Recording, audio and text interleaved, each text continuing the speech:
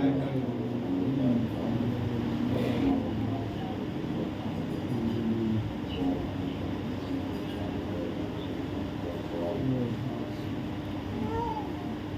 حول ولا قوة إلا بالله العلي العظيم. حسبنا الله ونعم الوكيل، نعم المولى ونعم النصير. أعوذ بالله من الشيطان الرجيم. بسم الله الرحمن الرحيم. الحمد لله رب العالمين بارئ الخلائق أجمعين، والصلاة والسلام والتحية والإكرام على أشرف الأنبياء والمرسلين خاتم النبيين حبيب إله العالمين مولانا ومقتدانا أبي القاسم المصطفى محمد.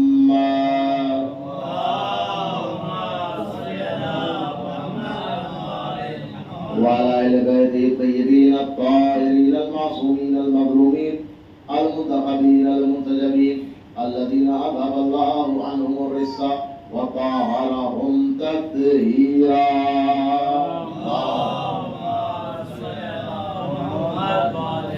ولعنة الله على أعداء الله وأعدائهم أجمعين من يومنا هذا إلى قيام يوم الدين. أما بعد، فقد قال الله تبارك وتعالى في كتابه الكريم وقوله الحق. أعوذ بالله من الشيطان الرجيم. بسم الله الرحمن الرحيم. الله ولي الذين آمنوا يخرجهم من الظلمات إلى النور والذين كفروا أولياءهم الطاغوت يخرجونهم من النور إلى الظلمات أولئك أصحاب النار هم فيها خالدون. صلوات اللهم صل على محمد. عزیزان محترم، معزز سامعین، خمسہ مجالس، اور یہ خمسہ مجالس کو جو منعقد کیا گیا ہے امام محمد باقر علیہ السلام کی شہادت اور جناب مسلم بن عقیل علیہ السلام کی تاریخ شہادت کی مناسبت سے، اور الحمدللہ سے آج اس سلسلے کی تیسری مجلس. کوشش میری یہی رہی کہ آپ تک کچھ ایسی باتیں جو ہمارے لیے، ہماری زندگی میں، ہمارے ایمان کے لیے، ہمارے عقیدے کے لیے، ہماری آخرت کے لیے، ہماری قبر کے لیے، اور نارمل جو ہماری زندگی گزر رہی ہے، ہمدانہ زندگی جسے کہا جاتا ہے، جو قبر سے پہلے والی زندگی ہے، کیونکہ سارا دار و مدار قبر سے پہلے والی زندگی کے اوپر ہے. جو زمین کے اوپر جیسا کرے گا ویسا ہی اس کو زمین کے اندر جواب دینا ہے. مثال جواب کی مجلس نہیں ہے، صرف اشارہ کر رہا ہوں کہ جب ہم زندگی جی رہے ہیں تو یہ سوچ کر جیے کہ ہمیں قبر میں جانا ہے. شاید اسی لیے بزرگوں نے کہا ہے، قرآن نے بھی آواز دی ہے. جناب لقمان حکیم کے مطابق جو قرآن سورہ میں قرآن میں جو سورہ ہے اس میں وہ اپنے بیٹے کو کہتے ہیں لا تمشی فی الارض مرحا، زمین پر اکڑ کرنا چاہیے. کیوں؟ اب جملہ آپ کے حوالے کر رہا ہوں. زمین پہ جتنا اکڑو گے اتنا ہی زمین کے اندر پکڑے اور جکڑے جاؤ گے.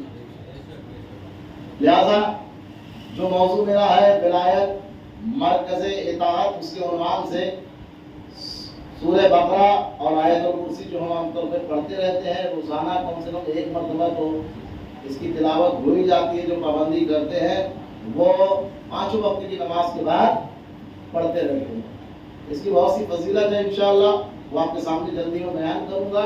آیت الکرسی کی جو آیت ہے، آیت الکرسی آیات کرسی اصل میں صرف ایک نہیں آیت ہے، اس کے اندر 3 آیتیں ہیں، لیکن وہ مشہور ہو گئی آیت الکرسی کے عنوان سے اس لیے کہا جاتا ہے.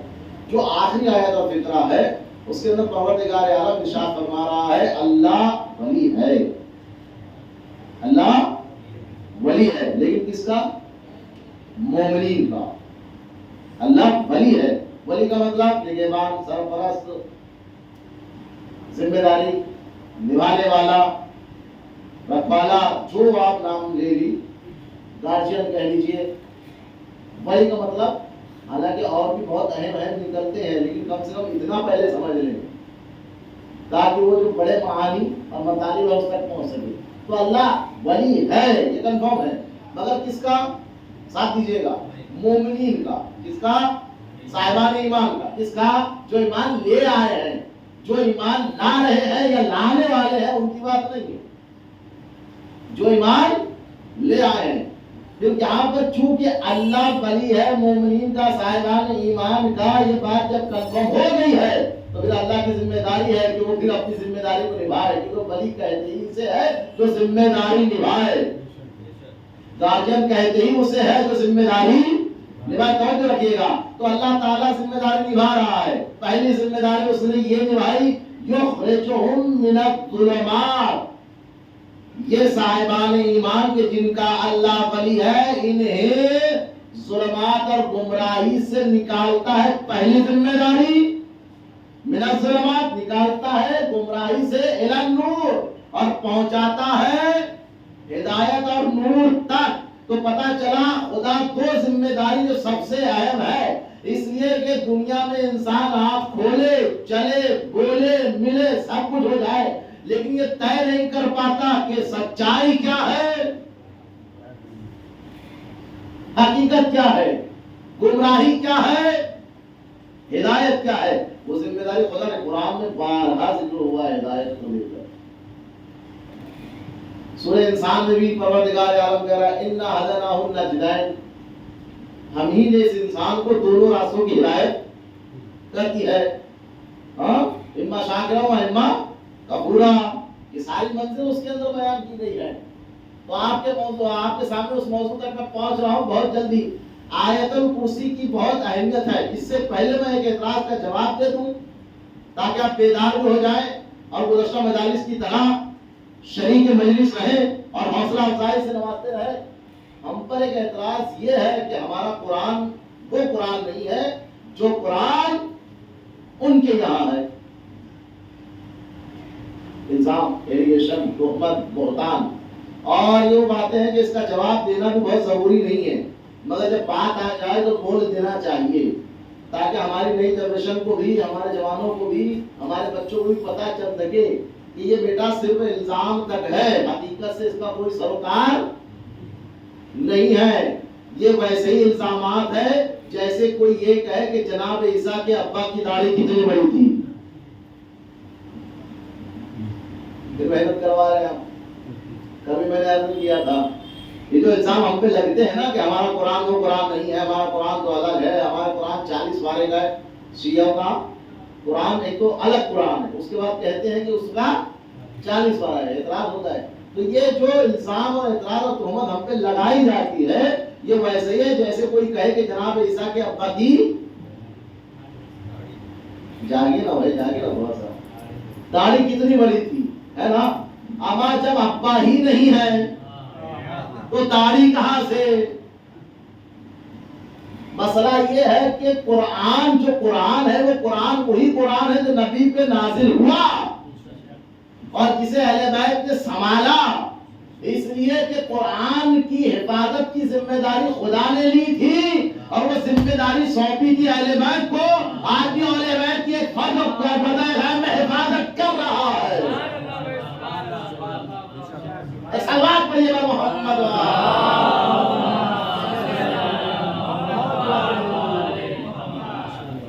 تو قرآن تو بہرحال وہی قرآن ہے، مانے یا نہ مانے ہم مطمئن ہیں قرآن وہی قرآن۔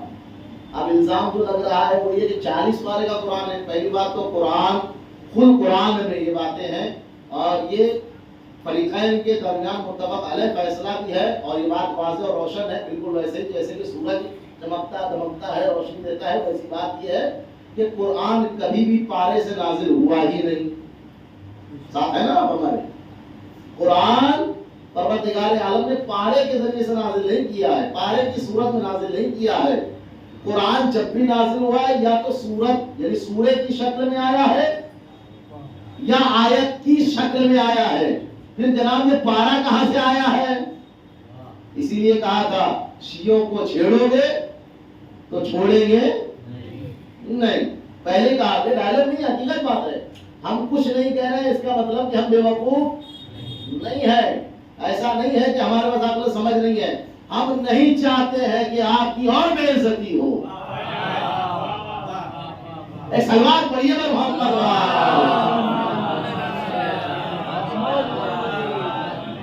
اس لیے چپ رہتے ہیں، ہم نہیں چاہتے ہیں، نہیں چاہتے۔ تو الزام کیا لگ رہا ہے جناب؟ 40 پارے کا۔ پہلی بات تو قرآن یا تو آیت سے نازل ہوا، ساتھ رہیے گا، یا تو سورے کے صورت میں سورے کے ذریعے سے نازل ہوا ہے۔ پھر یہ پارے کا مسئلہ تاریخ اٹھا کے پڑھیے گا، میں صرف اشارہ کر رہا ہوں۔ کربلا کا سامیہ جب ہو چکا اور مدینے میں ایک الگ تلاطم مچا ہوا تھا، جب اہل حرم واپس آ گئے اور پتہ چل گیا کہ نواسہ رسول کو مار دیا گیا، نواسہ رسول کی اولادوں کو مار دیا گیا کربلا میں، مارنے والا کون؟ یزید۔ یزید، اور یہ نام لینے میں ٹینشن مت لیجیے گا جناب، یہ وہ نام ہے کہ جو اس نام کے بچانے کے لیے اگر دلالی اور وکالت کر بھی رہا ہے، اس سے صرف اتنا کہہ دو کہ اللہ تعالیٰ پھر آپ کو اسی کے ساتھ محشور کرے تو تیور بدل جائے گا۔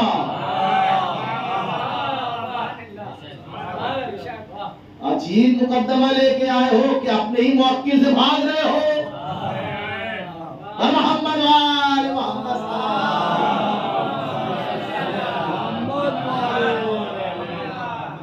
جب یہ مسئلہ حقیقت ہے، تاریخ میں لکھا ہوا ہے، سب کچھ جانتے ہیں، پڑھا جاتا ہے، بیان کیا جاتا ہے، اور حضرت گوگل زندہ باد۔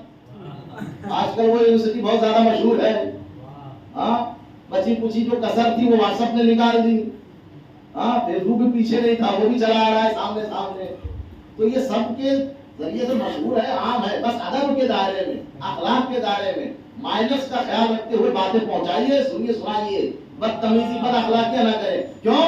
کیونکہ رسول کو بھیجا ہی گیا تھا تاکہ اخلاق کو بلندیوں تک پہنچائے۔ ہم اسی نبی کے ماننے والے ہیں، اخلاق کے دائرے میں رہ کے ہم ساری بات پہنچائیں گے۔ مانو یا نہ مانو ہمیں کوئی مسئلہ نہیں، کیونکہ ہم نے تاریخ میں پڑھا ہے کہ جو نبی کے منبر کے سب سے قریب تھے وہی حقیقت میں سب سے دور تھے۔ یا اللہ محمد وآل محمد صلوات۔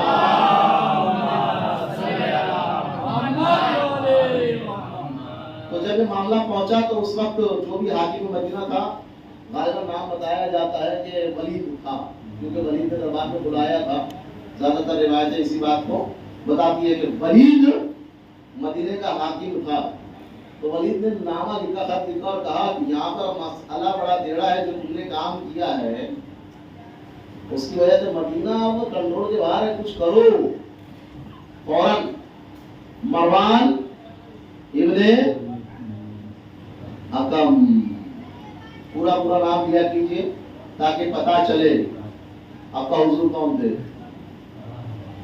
اور ان کے ساتھ ہوا کیا تھا، کیا کیا گیا تھا اور کیا تاکید کی گئی تھی۔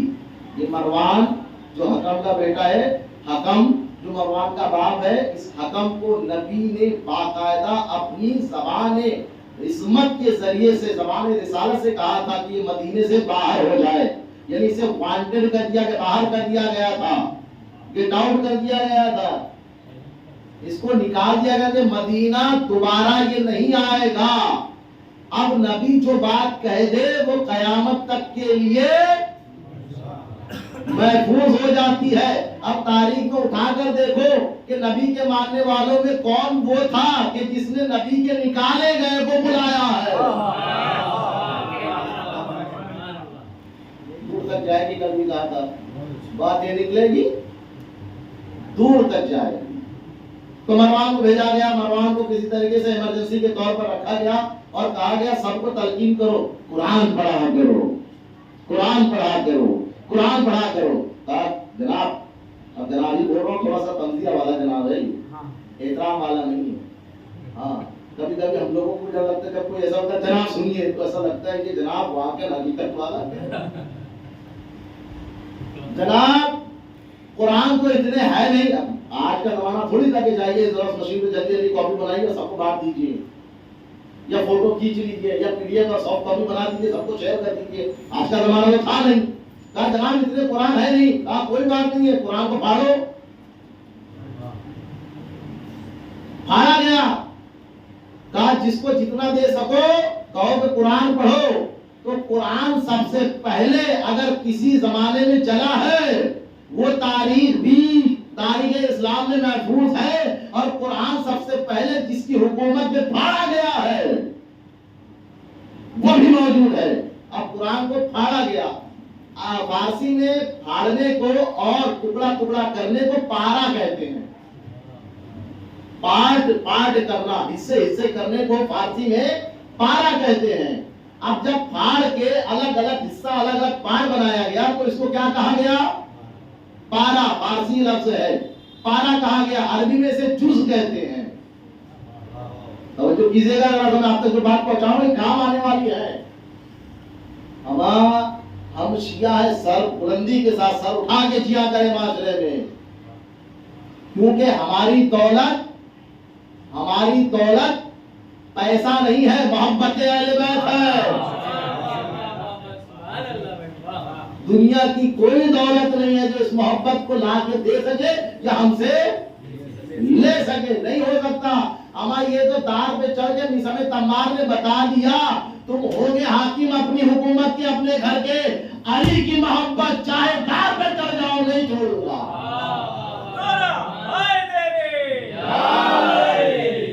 تو پارا کیا گیا. اچھا سوچا نہیں تھا کہ اتنی طولانی گفتگو ہو جائے گی، لیکن اب بات آئی تو سن لیجیے گا، ایسا ہو کہ انکمپلیٹ رہ جائے قرآن کی بات.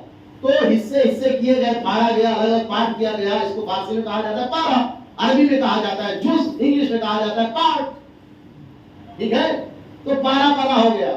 اب جب پارا سب کو دیا گیا، پڑھ لیا گیا، ماحول تھوڑا شانت کیا گیا کسی طریقے سے، تو اب حکم ہوا بھیا یہ جو الگ الگ حصے بنے تھے اس کو اکٹھا کرو. تو تاریخ میں لکھا ہوا ہے کہ جب اسے جمع کیا گیا تو جمع کرنے میں زیادہ کاپیز کے اعتبار سے جو حصے زیادہ تھے اسے محفوظ کیا گیا، باقی وہ ہٹا دیا گیا. دوہرا رہا ہوں پھر سے، یعنی جب اس کو پھاڑا گیا تو کبھی کسی قرآن کا 10 حصہ کر دیا کسی نے 20 کر دیا، کسی نے 30 کر دیا، کسی نے سمجھدار ہے ماشاءاللہ، جزاک دے رہے ہیں، جزاک اللہ. تو اس کو جب قرآن کو پھاڑا گیا بانٹنے کے لیے، تقسیم کرنے کے لیے، تو کبھی حصہ 10 بنا، کبھی 20 بنا، کبھی 30 بنا، کبھی 40 بنا. تو زیادہ کوانٹٹی میں جو حصے مل رہے تھے وہ 30 تھے. ریسرچ کے ساتھ اور پڑھائی کے ساتھ کہہ رہا ہوں، ہندی نہیں میں کہہ رہا ہوں، اس لیے سارے ریفرنس بھی دے رہا ہوں آپ کو ساتھ میں، کس زمانے میں ہوا، کیسے ہوا، کیا ہوا. تو 30 پاروں کا سیٹ زیادہ پایا گیا تو حاکم وقت نے کہا اسی کو ایکسپٹ کر لو. اب آپ سوچو گے کہ یہ کیسے ہو سکتا ہے، حاکم کہہ رہا ہے لوگ مان رہے ہیں. ہم نے بھی دیکھا 2016 میں نوٹیں بند ہوئی، دوسری چالو ہوئی، پھر 2023 میں بند ہو گئی. حاکم کا معاملہ ہی ایسا ہوتا ہے، کچھ بھی کرواتا ہے، کچھ بھی کرتا ہے. بس جاگتے رہے، ہوشیار رہے، ہمت سے کام لے.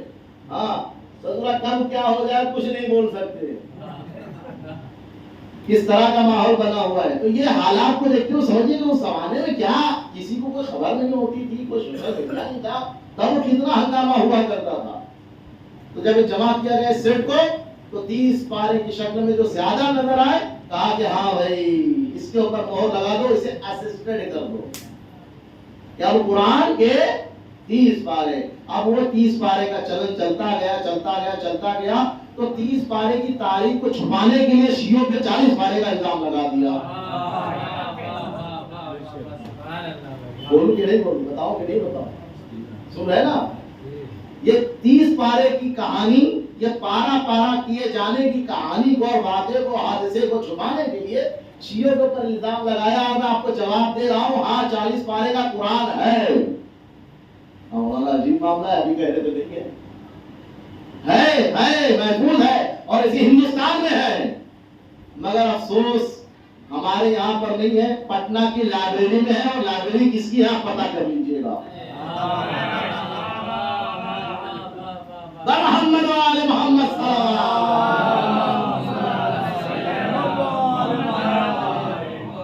ہے. 40 پارے کا قرآن ہے جناب، کس نے کہا نہیں ہے. وہ تو اللہ کا کرنا کہ اس وقت تھوڑی بہت اگلے کام کر دی، ورنہ ہر غریب پوچھے میں کبھی کہیں پر 10 پارے کا بکتا، کہیں 20 پارے کا بکتا، کہیں 30 پارے کا، کہیں 40 پارے کا. یہ مسئلہ ہوتا. پھر وہ جو کم پڑھتے تھے وہ بھی کنفیوز ہو کے چھوڑ دیتے کہ 10 والا خریدے کہ 20 والا خریدے کہ 30 والا خریدے. 40 پارے ہیں مگر ہمارے یہاں نہیں. جن کی طرف سے الزام آیا ہے انہی کے یہاں ہے. اور آثار قدیمہ کے طور پر پٹنہ کی لائبریری میں محفوظ ہے. سلام پڑھی تو آگے بڑھنا.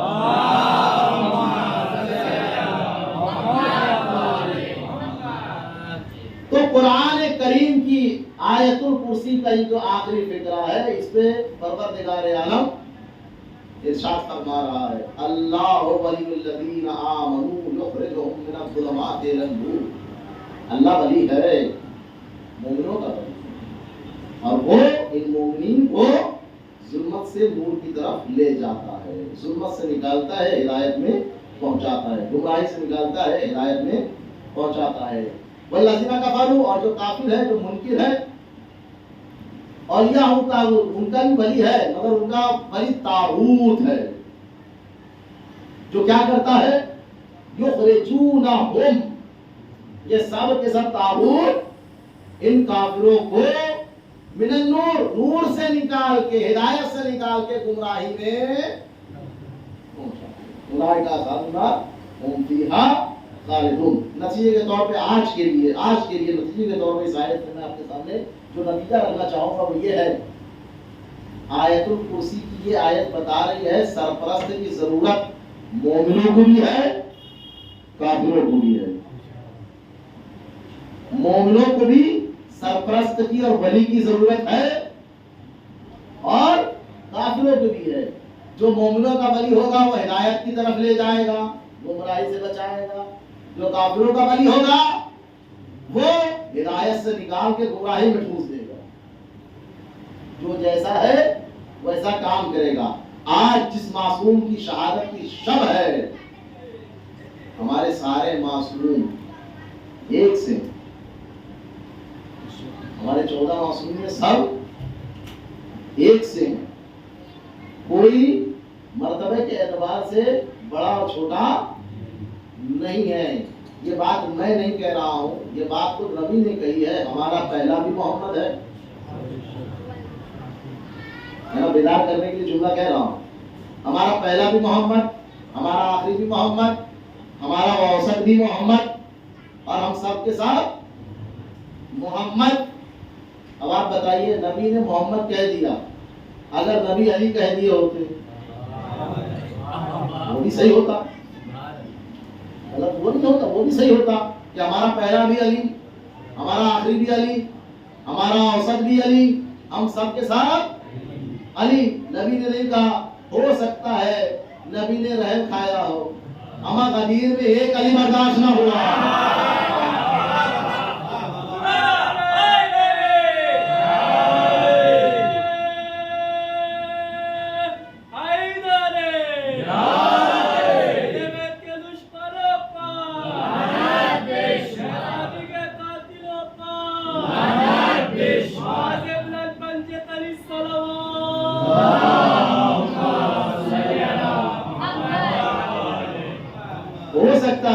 اولنا علی, آخرنا علی, اوسطنا علی, وکلنا علی. ہو سکتا تھا کیونکہ نبی نے کہا ہے سب سے پہلے جو ہے میرا نور خلق ہوا اور علی اور میں ایک ہی نور سے ہیں. تو ظاہر سی بات ہے محمد کا لفظ رکھیے وہ بھی بات پوری ہے, علی کا لفظ رکھیے چلیے بات آگے وہ بھی سنتے چلیے بیدار ہے. تو محمد کا لفظ رکھیے تو بھی بات وہی ہوگی, پوری ہوگی. علی کا لفظ رکھیے تو بھی بات پوری ہوگی. اور یہ بات صرف لفظوں کے ذریعے سے نبی نہیں نے سمجھایا. شب ہجرت علی کو اپنے بستر پر, شب ہجرت نبی نے علی کو اپنے بستر پر سلا کے بتایا جاگتے ہوئے نبی جیسے بننے والے تو پہنچ ملیں گے, سوتے ہوئے تو نبی نظر آ رہا ہے. محمد وآل محمد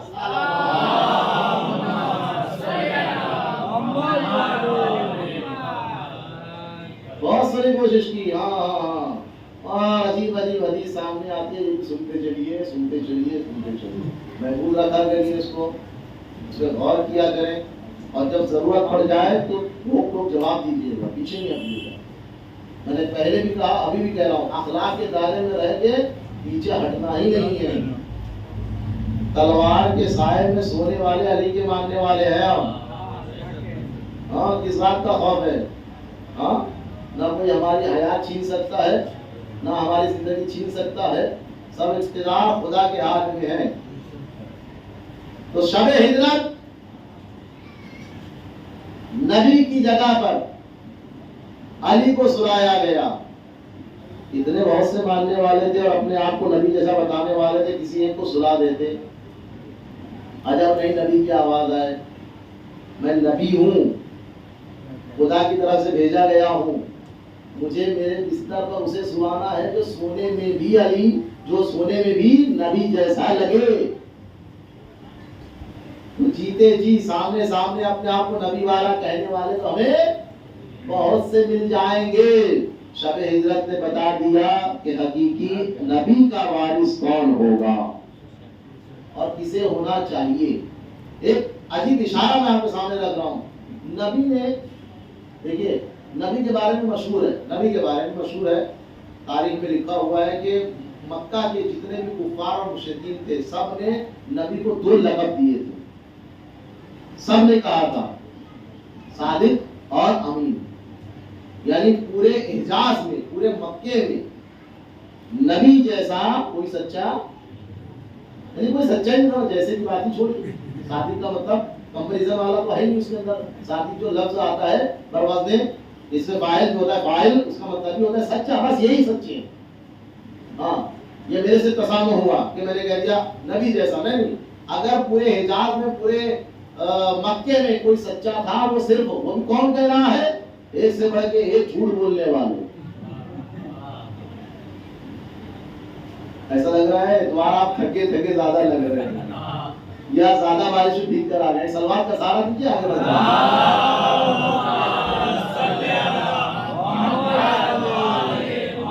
تو نبی کو کفار مکہ اور مشرکین مکہ نے کہا کہ صادق، سچے، امین، امانت دار۔ تو پورے مکے نے مل کر جسے سچا اور امین کہا وہ ہے نبی۔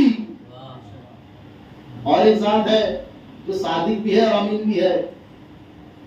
شب ہجرت مولا کائنات کو جب بلایا گیا اور مولا کائنات آئے، آنے کے بعد نبی نے شب ہجرت ساری امانتیں جو مکہ کے لوگوں کی امانتیں تھی، جس طرح کی بھی، پیسے کی ہو چاہے جس کی بھی ہو، جو امانتیں تھی وہ نبی نے علی کے حوالے کر دی اور کہا یہ امانتیں جس کی ہے، تاریخ میں یہی جملہ ہے جو پڑھ رہا ہوں، جس کی یہ امانتیں ان تک پہنچا دینا۔ نبی نے نہ تو کوئی فون نمبر دیا، نہ تو کوئی کانٹیکٹ ڈیٹیل دیا، نہ ایڈریس دیا، صرف اتنا کہا ہے علی یہ امانتیں ہیں، جن کی امانت ہے ان تک پہنچا دینا۔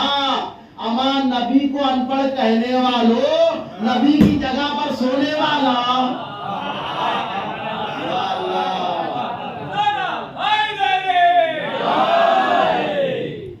محمد وآل محمد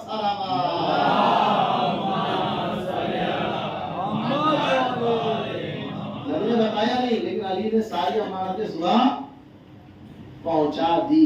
پورا واقعہ نہیں پڑھنا ہے۔ مولا امام باقر علیہ السلام، امام محمد باقر علیہ السلام کی جو سمان حیات ہے، اس میں جو اہم ترین نقطہ آتا ہے باقر العلوم، ان کا لقب، یعنی علم کو پہنچانے والے، پھیلانے والے، نشر کرنے والے، پبلش کرنے والے۔ باقر کا مطلب ہوتا ہے پبلش کرنے والا، پھیلانے والا، پہنچانے والا، گشادہ کرنے والا۔ باقر العلوم، علم کو پھیلانے والے، یہ لقب ہے پانچویں امام کا۔ اب پانچویں امام کی تاریخ ولادت ہو، تاریخ وفات ہو، شہادت ہو، اور جس سال پیدا ہوئے تھے وہ ہجری سال کیا تھا، جس سال ان کی شہادت ہوئی وہ ہجری سال کیا تھا، یہ عام طور پر ہم کو یاد نہیں رہتا ہے۔ آج میں فارمیٹ آپ کو دے رہا ہوں، ہمیشہ یاد رکھیے گا۔ 14 معصومین میں سے یہ واحد معصوم ہے کہ جن کی ولادت کی تاریخ، شہادت کی تاریخ، ولادت کا سال، شہادت کا سال اور ٹوٹل کتنی عمر تھی سب یاد رکھ سکتے ہیں آپ۔ فارمیٹ دوں؟ یہ سوال پڑھی تو میں دیتا ہوں۔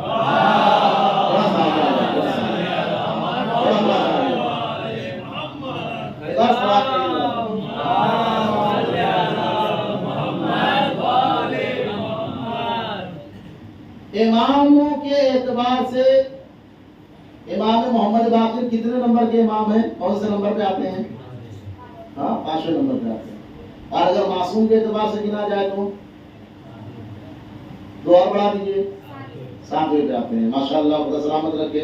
اب یہ تھوڑا حساب کتاب والا معاملہ ہے تو تھوڑا رک کے بیان کروں گا تاکہ آپ تک بات مکمل طور سے پہنچ جائے. جو فارمیٹ میں آپ کو دے رہا ہوں 5ویں امام کی تاریخ ولادت و شہادت و سال وغیرہ یاد رکھنے کا جو فارمیٹ دے رہا ہوں. اماموں کے اعتبار سے یہ 5ویں نمبر پر ہے, معصومین کے اعتبار سے یہ 7ویں نمبر پر ہے.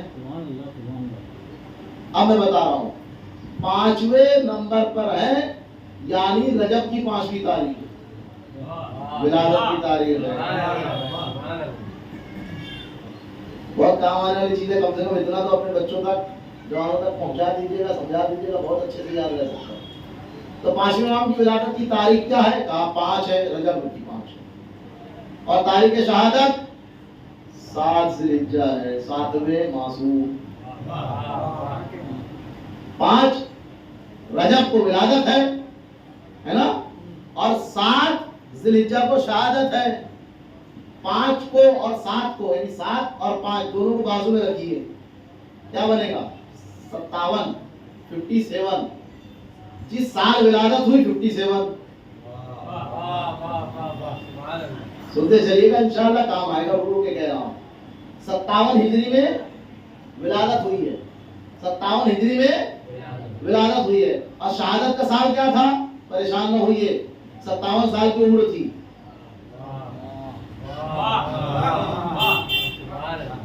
کل عمر کتنی تھی 5ویں امام کی؟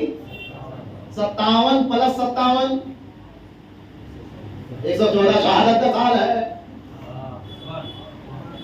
ہمیشہ یاد رہے گا, ہمیشہ یاد رہے گا. تو 5ویں امام کی تاریخ ولادت اور سال 5 رجب 57 ہجری. تاریخ شہادت اور سال 7 ذی الحجہ 114 ہجری. کل عمر کتنی؟ 57. ایک سلوات پڑھیے نا محمد.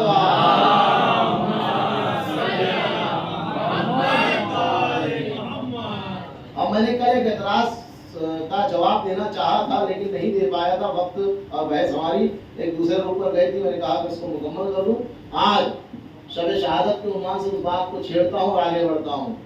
5ویں امام نے درس جو دیا, جو فقہی مسائل بتائے, جو تعلیم کھلی ہوئے عنوان سے اپنی عمر کے آخری ایام میں, آخری 2-5 سال میں جس طریقے سے علوم اہل بیت کو, علوم قرآن کو, علوم الہیہ کو پہنچایا ہے, ایسا موقع امام سے پہلے کسی کو بھی نصیب نہیں ہوا تھا. چوتھے امام تک کے حالات ایسے تھے کہ تبلیغ کھل کر نہیں کر پاتے تھے. مسئلے مسائل کی باتیں ہو, دینی باتیں ہو, دنیا کی باتیں ہو, دنیا ساری چیزوں سے اس طریقے سے پابندی لگا رکھی پہنچا نہیں پاتے تھے. ایک 5ویں امام کو, ایک 6ٹھے امام کو موقع ملا. 5ویں امام کے بتایا جاتا ہے کہ ایک وقت میں 462 462 شاگرد ایک وقت میں ان کی کلاس میں بیٹھتے تھے. کتنے؟ 462. ہمارے یہاں 20 سے زیادہ ہو جاتے تو ٹیچر کو سمجھ نہیں آتا, سمجھاؤں کیسے, ہینڈل کیسے کروں. یہ اماموں کا ہی کام ہے, یہ معصوم کا کام ہے. ارے کہ بس کی بات نہیں ہے, علم انہی سے ہے, وہی نشر کرے. ان شاگردوں میں ایک شاگرد ہے جسے ابو حنیفہ کے نام سے جانا جاتا ہے. کس نام سے جانا جاتا ہے؟ ابو حنیفہ. اصلی نام کیا تھا ہمیں یاد تو نہیں رکھنا, لیکن بہرحال چونکہ اہم ہے اس لیے نام بتایا دے رہا ہوں. نعمان. کیا نام تھا؟ نعمان. نون عین میم الف نون, نعمان. ابو حنیفہ اس کی کنیت تھی. یہ وہ امام کا شاگرد رہا ہے, آ رہا ہوں بات تک انشاءاللہ, یہ وہ امام کا شاگرد رہا ہے کہ جس نے خود کہا ہے اگر میری زندگی کے وہ 2 دور, 5ویں امام اور 6ٹھے امام کے دور کی شاگردی نہ ہوتی تو ابو حنیفہ نعمان ہلاک ہو جاتا. ساتھ چلیے گا, ساتھ چلیے گا. آپ کو یہ ہلاک والا لفظ کسی اور تاریخ کی طرف اشارہ نہیں کر رہا ہے. اما ان کے یہاں جتنے ملے سب ہلاکت کا اعلان کرنے والے ملے. محمد وآل محمد.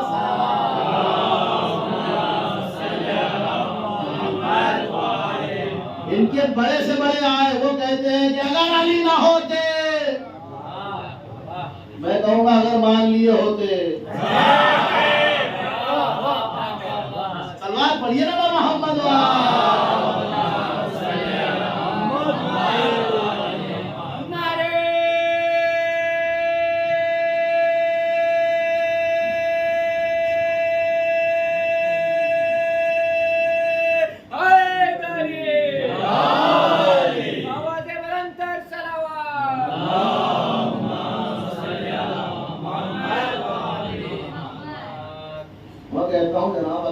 ہوتے تو ہم یہی تو آپ سے ہاتھ جوڑ کے کہہ رہے اگر مان لیے ہو تو ہم ہور سے سیکھ لو۔ آخری وقت میں بھی اگر دریا لیول پر کوئی آتا ہے تو اسے سینے سے لگا لیا جاتا ہے، لیکن اب کیا کرے، اب جس کی جیسی قیمت، ہاں جو جس گروہ کا تھا، جس گروپ کا تھا، اسی کے اعتبار سے چل رہا تھا، ہے نا۔ ایک خلیفہ جب آسمان پہ بنا تو کسی نے اعتراض کیا اسے بنا رہا ہے، اعتراض کیا تھا نا کسی نے، اسے بنا رہا ہے۔ اسے تو کوشش کرنے کے بعد گدی نہیں ملی، انہوں نے زبردستی جو چادر اوڑھی آج تک سنبھال ہی نہیں جا رہی ہے۔ خطبہ شکشیہ پڑھی، اس کی طرف اشارہ ہے، اپنی طرف سے نہیں بول رہا ہوں میں۔ مولا کائنات کا نہج البلاغہ میں خطبہ شکشیہ ہے، اسے اٹھا کے پڑھیے۔ مولا کائنات کہہ رہے ہیں کہ یہ وہ تھے، ایسے تھے، ایسے تھے، ان میں سے ایک نے پہلے دور میں زبردستی خلافت کی چادر کو اوڑھ لیا۔ اور اس کی مثال ہمارے استاد پڑھاتے دیتے تھے، بولے گدھا اگر شیر کی کھال اوڑھ لے تو گدھا شیر نہیں ہوتا۔ انہوں نے ایک واقعہ بیان کیا تھا، جلدی سے آپ کر دوں۔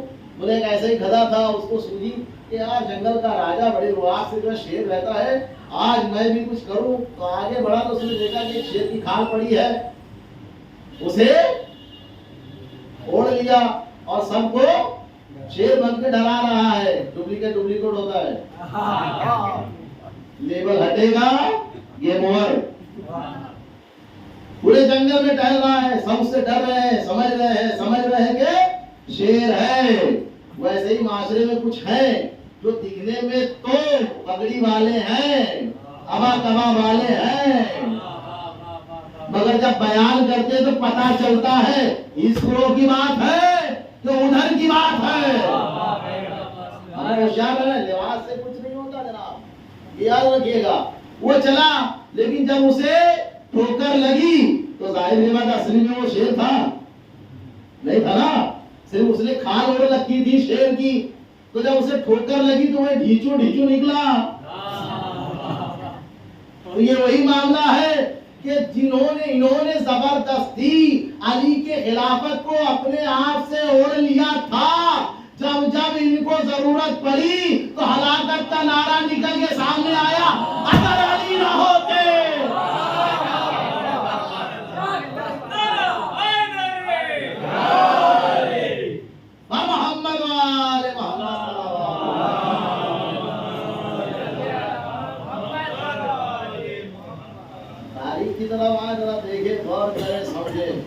کچھ لوگ کہتے ہیں ہم ایسی باتیں نہ پڑھو، یا ایسا نہ سناؤ، نہ ویسا سناؤ۔ ہم وہ کر سکتے ہیں، ہم سنا بھی نہیں سکتے۔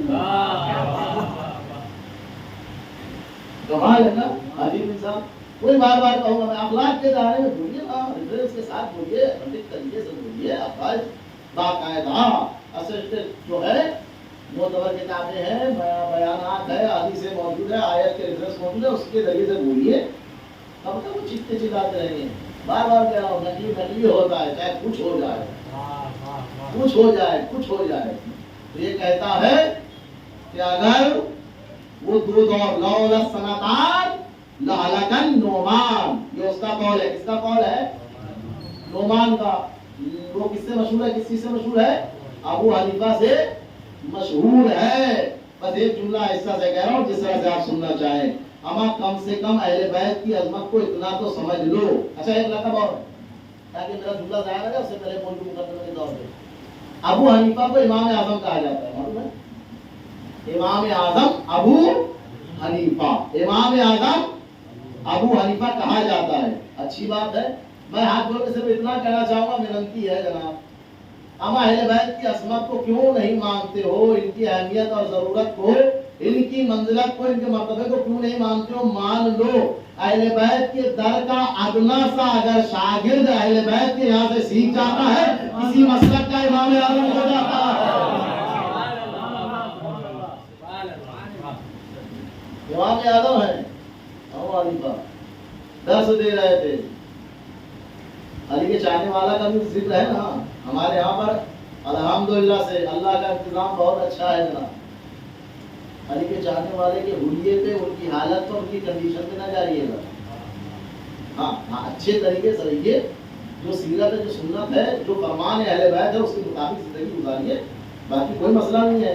کوئی دنیا آپ کو پاگل کہے، دیوانہ کہے، اس سے کوئی فرق نہیں پڑتا، کیونکہ تاریخ میں بہلول دانا ہے جن کو دنیا نے دیوانہ کہا، مگر جب انہوں نے کام کیا، سنیے گا، یہ درس دے رہا تھا کون؟ ابو حنیفہ، اپنے شاگردوں کو پڑھا رہا تھا، میرے استاد، چھٹے امام کا نام لیتے ہوئے کہتا ہے، میرے استاد جعفر صادق کی باتوں میں سے 3 باتیں میری سمجھ میں نہیں آتی۔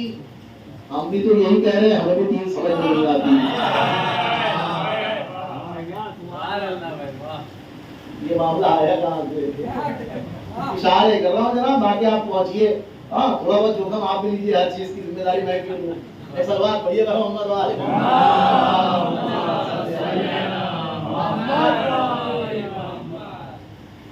کیا کہتا ہے؟ میرے استاد جعفر صادق علیہ السلام کی، علیہ السلام میری طرف سے، میرے استاد جعفر صادق علیہ السلام کی 3 باتیں میری سمجھ میں نہیں آئی۔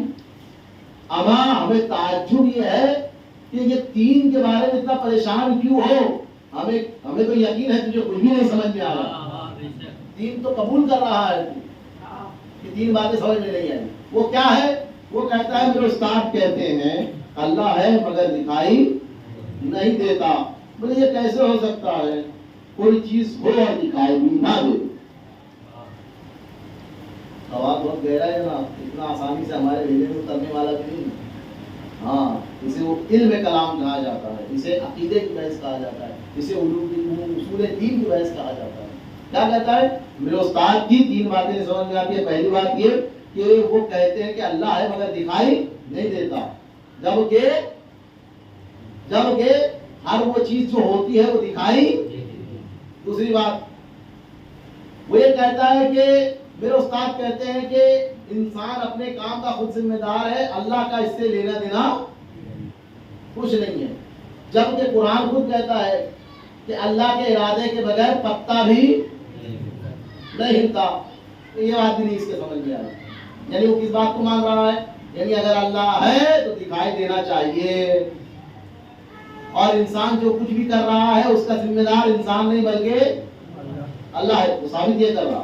تیسری بات اس کو سمجھ میں نہیں آئی، وہ کہتا ہے یہ تیسری بات بھی میرے سمجھ میں نہیں آئی کہ میرے استاد کہتے ہیں کہ شیطان آگ سے بنایا گیا ہے اور اس شیطان کو جہنم میں ڈالا جائے گا، جبکہ جہنم بھی آگ کی ہے، آگ آپ کو کیسے جلائے گی؟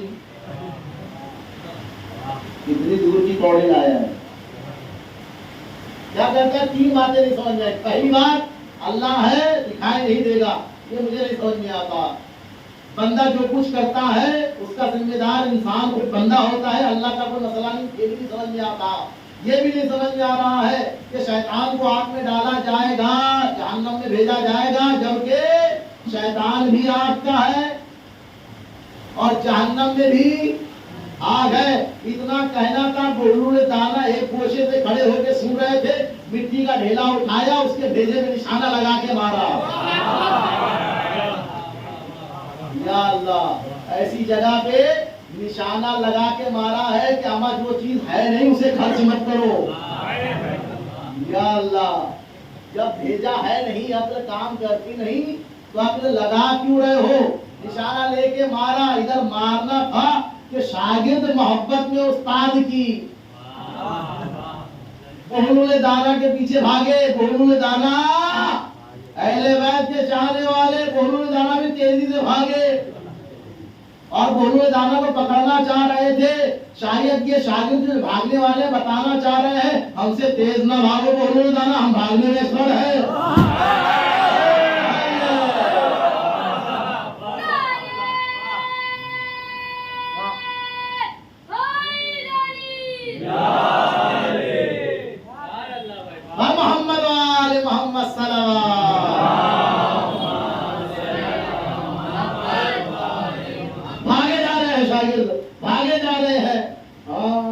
بھاگنے میں ایکسپرٹ ہے جناب، وہ الگ بات ہے، الزام گھوڑوں میں لگ جاتا ہے، وہ الگ بات ہے، بھاگنے میں ایکسپرٹ ہے، لگے پڑے ہیں، گھوڑے دانا بھاگتے بھاگتے قاضی کے یہاں پہنچ گئے، کورٹ پہنچ گئے، قاضی کے یہاں پہنچ گئے، قاضی نے کہا بھیا یہ کیا ہو رہا ہے، ٹھہرو ٹھہرو ٹھہرو، یہ اپنا گھر نہیں ہے، یہ کورٹ ہے، یہ دارالقضاوت ہے، ٹھہرو ٹھہرو، گھوڑے دانا کے پیچھے مجھے سارے شاگرد، کہا کیا ہوا، ماجرا کیا ہے، ہنگامہ کیا ہے، ہم دوڑتے دوڑتے اچانک اتنے سارے لوگ گھس آئے تو میں خود پریشان ہو جاؤں گا. تو قاضی نے کہا کیا مسئلہ کیا ہے، انہوں نے ہمارے شاگرد ہمارے استاد کو مارا ہے، انہوں نے ہمارے استاد کو مارا ہے. اما یہی تو ہم سمجھا رہے ہیں کہ جب کوئی کسی کے ذمہ دار پہ کوئی حملہ کرتا ہے تو وفاداری اور غیرتداری کا ثبوت ہے کہ آواز اٹھائی جائے گی. تو یہ جو ہم مجلس اور جلوس برپا کرتے ہیں یہ اسی کا ثبوت ہے کہ جس کو مارا ہے وہ ہمارا امام ہے. آواز اٹھائے پہنچے استاد کو مارا ہے، بولو دانا سے پوچھ لیا وہ جو ہے نا قاضی، وہ قاضی بھی جانتا ہے بولو دانا کے منہ لگنے کا مطلب خیر نہیں ہے، وہ اچھے سے جانتا تھا، پھر بھی ڈرتے ڈرتے پوچھ لیا اب بولو جو کہہ رہے ہیں صحیح ہے، کہا کہہ تو صحیح رہے ہیں، کہا کیوں مارا، کہا انہی سے پوچھ لو، انہی سے پوچھ لو. کہا اچھا بتاؤ بھیا کیوں مارا، کہا کچھ نہیں، ہمارے استاد ہمیں پڑھا رہے تھے، پڑھاتے پڑھاتے انہوں نے اٹھایا مٹی کا ڈھیلا ہمارے استاد کو مار دیا. کہا کون استاد، کہا ابو حنیفہ، کہا اسے بلایا جائے. اب ابو حنیفہ آیا سر پکڑ کے، آئے بہت درد ہے، آئے بہت درد ہے. کہا ان کو مارا، بولو دانا جھوٹے نہیں ہیں معاذ اللہ، انہوں نے کہا مارا. کہا وجہ کیا ہے، کہا ان سے پوچھ لو. کہا وہ نہیں بتا پا رہے ہیں، کہا شاگرد سے پوچھ لو. کہا شاگرد نہیں بتا رہے ہیں، کہا ان سے پوچھ لو. وہ تو بتا رہے ہیں کہ درس چل رہا تھا، کلاس چل رہی تھی، پڑھایا جا رہا تھا، اب آپ بتا دو بھیا کہ معاملہ کیا تھا. کہا اگر یہ وجہ نہیں بتا رہے تو سنیے. انہوں نے یہ پڑھا رہے تھے، اپنے شاگردوں کو کہہ رہے تھے کہ مجھے میرے استاد جعفر صادق کی 3 باتیں سمجھ میں نہیں آئی. پہلی بات یہ کہ خدا ہے، دکھائی نہیں دے گا جبکہ دکھائی دینا چاہیے، اور یہ کہتے ہیں کہ جو کچھ بھی کرتا ہے انسان اس کا ذمہ دار خود انسان ہوتا ہے، خدا نہیں ہوتا، جبکہ ایسا نہیں ہے، ہر کام میں خدا کی قدرت شامل ہے، خدا کی مرضی کے بغیر پتا بھی نہیں ہلتا. یہ بات ان کو سمجھ میں نہیں آئی ہے. اور تیسری بات کہ شیطان آگ سے بنا ہے، جہنم میں ڈالا جائے گا. شیطان آگ کا، جہنم آگ کی، تو آگ آپ کو کیسے جلائے گی. یہ بیان کر رہے تھے تو کہا بیان کر رہے تھے تم نے مارا کیوں، کہا ان کی عقل پر پتھر پڑے تھے اس لیے میں نے ڈھیلا مار کے جواب دیا ہے. ذرا ان سے پوچھو کہ کیا ہے ان کو، کہا ہائے بہت درد ہے، بہت درد ہے. کہا کیا ہو رہا ہے، کہا بہت درد ہے، بہت درد ہے. کہا اگر درد ہے تو دکھا.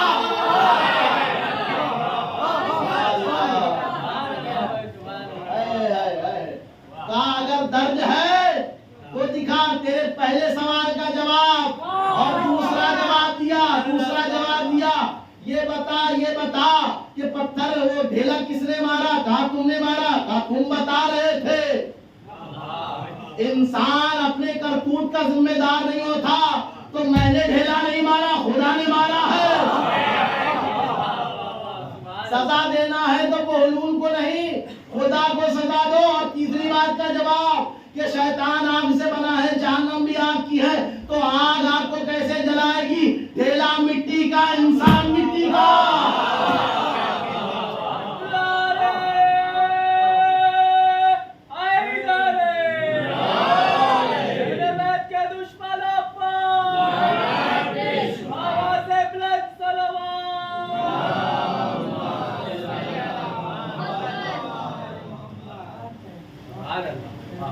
یہ 2 دور نہ ہوتے، 5ویں اور 6تھے امام کا دور نہ ہوتا تو جناب عالی ہلاک ہو گئے تھے.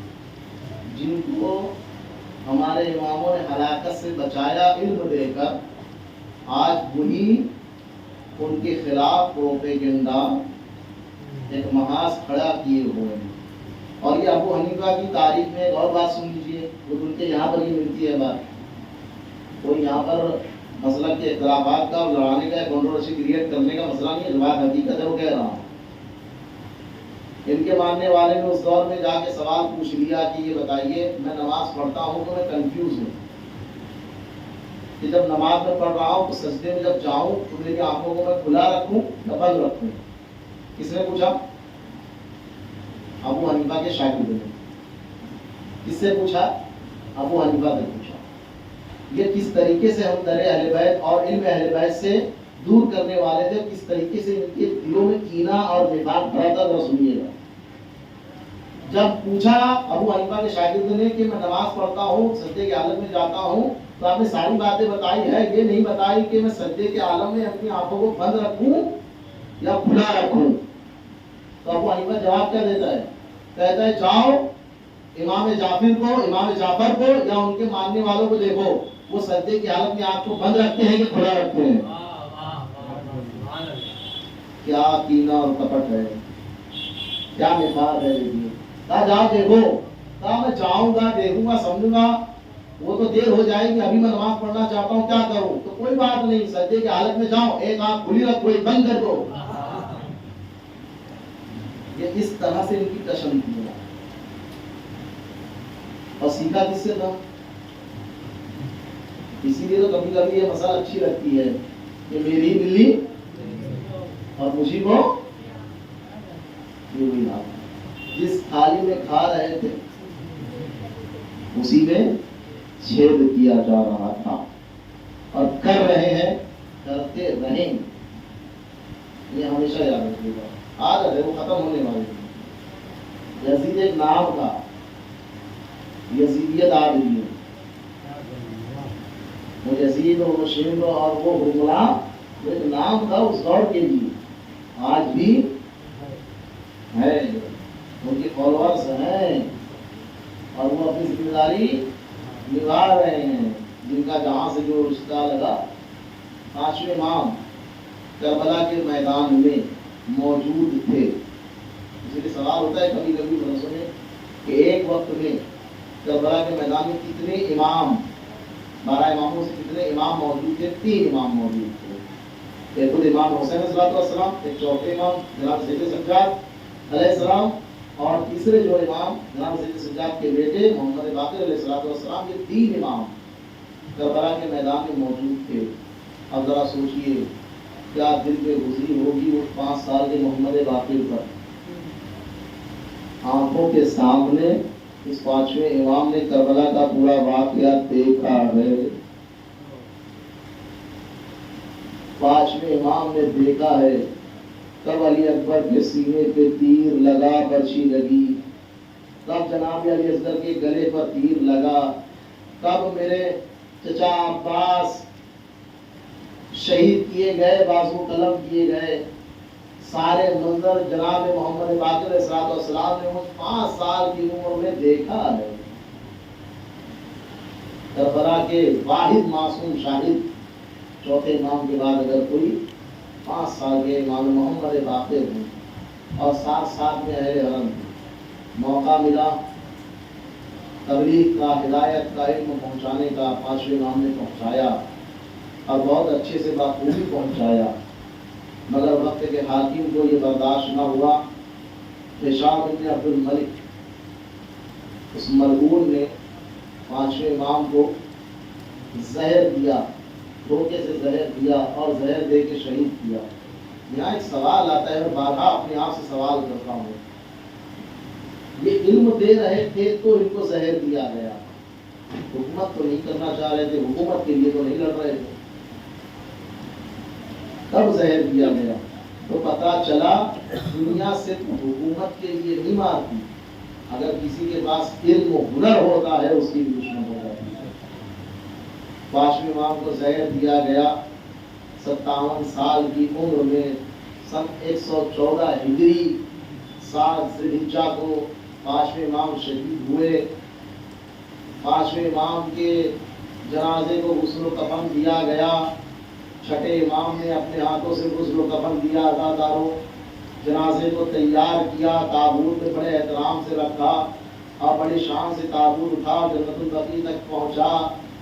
میں کہوں گا یقیناً پانچویں امام کی روح نے کربلا کا رخ کیا ہوگا اور سلام کیا ہوگا، اے میرے جد بزرگوار، اے میرے دادا امام حسین، ارے آپ کے پوتے کے لیے تو شہادت کے بعد غسل بھی نصیب ہوا، کفن بھی دیا گیا اور جنازے کو آمادہ تیار کر کے تابوت میں رکھ کے جنت البقیع تک لایا گیا، لحد میں اتارا گیا۔ آئے میرے جد مظلوم، آپ کی مظلومیت پر سلام۔ ارے میں نے اپنی آنکھوں سے دیکھا ہے، کیا منظر دیکھا تھا۔ پانچویں امام نے اللہ اکبر مساحت پہ دو چار جملے ختم دعا، روایت میں پانچویں امام نے اپنی آنکھوں سے دیکھا ہے، مقاتل لکھتے ہیں، روایت میں ملتا ہے کہ تیسرے امام حسین علیہ السلام سے عاشور آتے ہیں، تنے خیمہ پہ کھڑے ہو جاتے ہیں اور کھڑے ہو کے تمام بیویوں کو مخاطب کر کے سلام کرتے ہیں، اے رقیہ، اے زینب، اے بہن ام کلثوم، اے اماں فضہ، اے بھابی ام فروا، اے میری 4 سال کی چہتی سکینہ، علیکن منی السلام۔ اللہ اکبر۔ اے بیویوں، حسین کا آپ پر آخری سلام ہو، حسین پر آخری سلام، حسین کی طرف سے آپ پر آخری سلام ہو۔ سلام کا جیسے ہی فکرہ سنا، جناب زینب نے خیمے میں دعوت دی، امام حسین خیمے میں آئے۔ اللہ اکبر، اللہ اکبر۔ بیویوں نے جس طرح سے جناب علی اکبر کے لیے خواہش کی تھی، ویسے امام حسین سے بھی خواہش کی کہ اے بھیا، اے ماجا حسین، ذرا ہمارے درمیان بیٹھ جانا، ہم بیویاں حلقہ بنا لیتی ہیں، آخری مرتبہ نوازِ رسول کی زیارت کرنا چاہتے ہیں۔ امام حسین درمیان میں بیٹھ گئے، بیویوں نے حلقہ بنایا، ہر ایک بی بی امام حسین کے چہرے کو دیکھتے جاتی تھی، گریا کرتے جاتی تھی، اے چکیا پیس کے جس حسین کو پالا، ارے جس حسین کو اماں نے چکیا پیس کے پالا تھا، آج وہ حالت ہے، وہ موقع ہے، وہ صورتحال ہے کہ حسین کے جسم پر کبھی اکبر کا خون، کبھی اصغر کا خون، کبھی جوان سال بھائی عباس کا خون، کبھی 12 سال کے قاسم کے پامال لاشے کا خون۔ ہر ایک بیوی نے زیارت کی، حسین نے بھی زیارت کی۔ وقت رخصت آیا، امام حسین خیمے سے باہر آئے، ذوالجناح پر سوار ہوئے۔ اللہ اکبر۔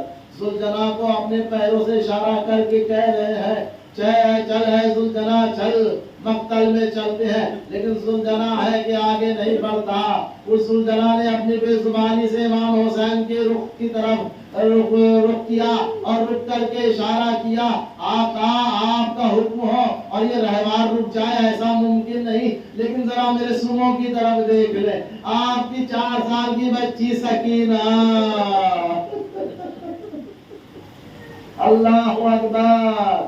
سکینہ ہے جو سموں سے لپٹ کے کہہ رہی ہے، میرے بابا کے گھوڑے، میرے بابا کو مقتل نہ لے جا، ارے سن سے جو مقتل گیا ہے واپس نہ آیا، ارے قاسم گئے پامال ہو گئے، علی اکبر گئے سینے میں برچی کی علی رہ گئی، میرے چچا عباس گئے واپس نہ آئے، یہاں تک کہ میرا 6 مہینے کا بھیا علی اصغر، اے میرے بابا کے گھوڑے، میرے بابا کو مقتل نہ لے جا۔ بس آخری منزل ہے۔ امام حسین گھوڑے سے زمین کربلا پر آئے، اپنی بچی کو سینے سے لگایا، جلتی ہوئی خاک پر لیٹ گئے، سکینہ کو سلایا، آخری مرتبہ سکینہ کو سینے پہ سلایا حسین نے، خدا حافظ کیا، میدان کربلا میں آئے، حملہ کیا، رجس پڑھ کے حملہ کیا اور ایک ایک شہید کا نام لیتے جاتے تھے، حملہ کرتے جاتے تھے۔ اے ظالمو تم نے علی اکبر کو مار ڈالا، اے ظالمو تم نے علی اصغر کو مار ڈالا، اے ظالمو تم نے اہل محمد کو شہید کر دیا، اے ظالمو تم نے میرے عباس کے بازو قلم کر دیے، اے ظالمو تم نے سعید کو شہید کر دیا، اے ظالمو تم نے زہر کہن کو مار ڈالا۔ इब्राहिम को मार डाला। एक एक शहीद का नाम लेते जाते थे अज़ादारों, हमला करते जाते थे, हमला करते जाते थे। हातिब गैबी की सदा आई, बस कर दो ऐ हुसैन, शुजाअत के जौहर दिखाए हो, जरा सब्र के जौहर दिखा दो। हातिब गैबी की सदा सुनते हुए हुसैन ने जुल्फकार को नियाम में रखा। कयामत आ गई,